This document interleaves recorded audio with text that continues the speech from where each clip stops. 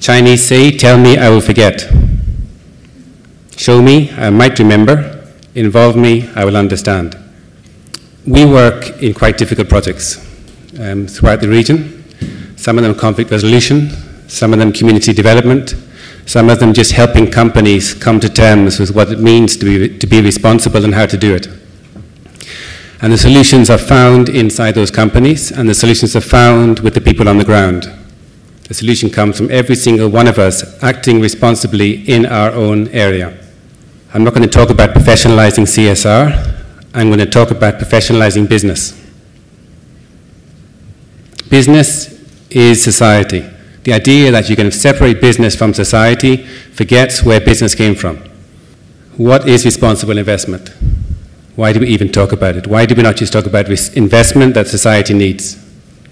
We need jobs, we need a healthy economy, we need profit, we need a good environment, we need a sustainable future. So how many of us strive to talk to our stakeholders to understand what is our economic impact, social impact, environmental impact, technical impact? We have the expertise, we have the knowledge, we just have to activate what we want to do. We have to get into the sustainability zone, and I'm not talking about pie in the sky. There's a maximum sustainability, it has to be economical, it has to make sense, it has to attract the investor, but there's a minimum line. Are we sure about what that minimum line is? Do we have a happy economy, happy technical, happy environment, and a happy public? So one approach is the Strabag way. Let's take a small journey. This is a website done by a nice CSR and PR agency, probably. We strive for the highest standards. We can constantly develop our technologies further and use innovative methods and techniques. Along the way, we continually monitor our actions, question our processes, attempt to make these more effective. We lead by example. That's from their website. Now, I can take lots of companies. I'm only taking these guys because they've had a chance to change and they haven't. So we leave from Austria. Austria is influencing Central and Eastern Europe and will do. It is the engine.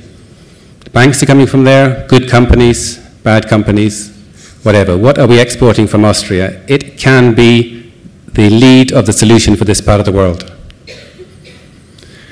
Come closer. Top, you can see Russia, Montana. How many people have heard about that? Okay, it's only paper, nothing's happened. Bottom, you have Bampertok. How many people have heard about that? There's no paper, but a lot has happened. Stand beside Deva, Simeria. That's how it looks on a good day.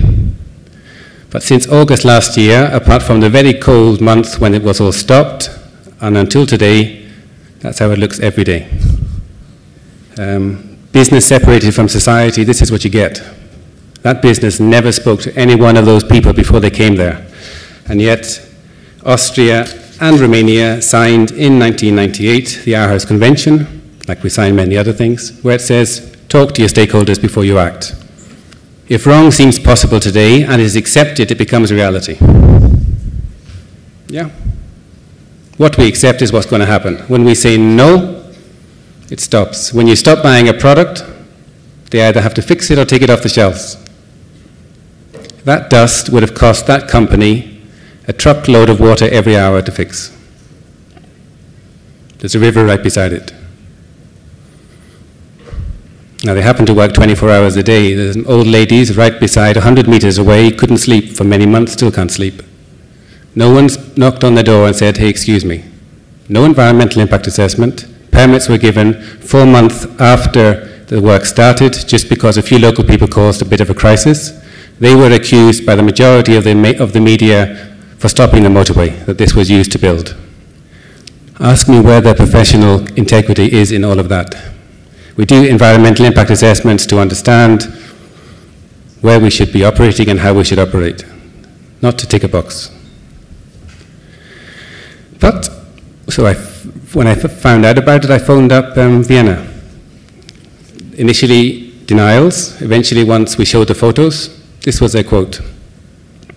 This is being done by our local filial in Romania and is not our responsibility. Whoops. So let's go to Romania. It's still one of Europe's leading construction companies, etc., etc., etc. It's signed off by ISO 9001, ISO 14001, and the process, it has excellent processes for excellent quality management systems. Who gave those permits? Who gave those ISO certificates? What games are we playing? Go back to their corporate website. Strabag knows their social responsibility.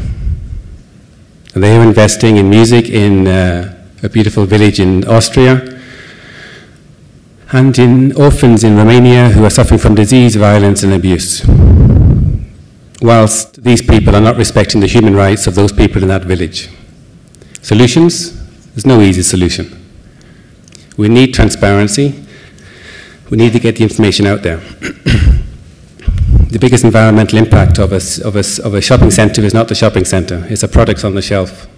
And yet I, after 7 years of training in environmental issues, can buy those products without even knowing their impacts.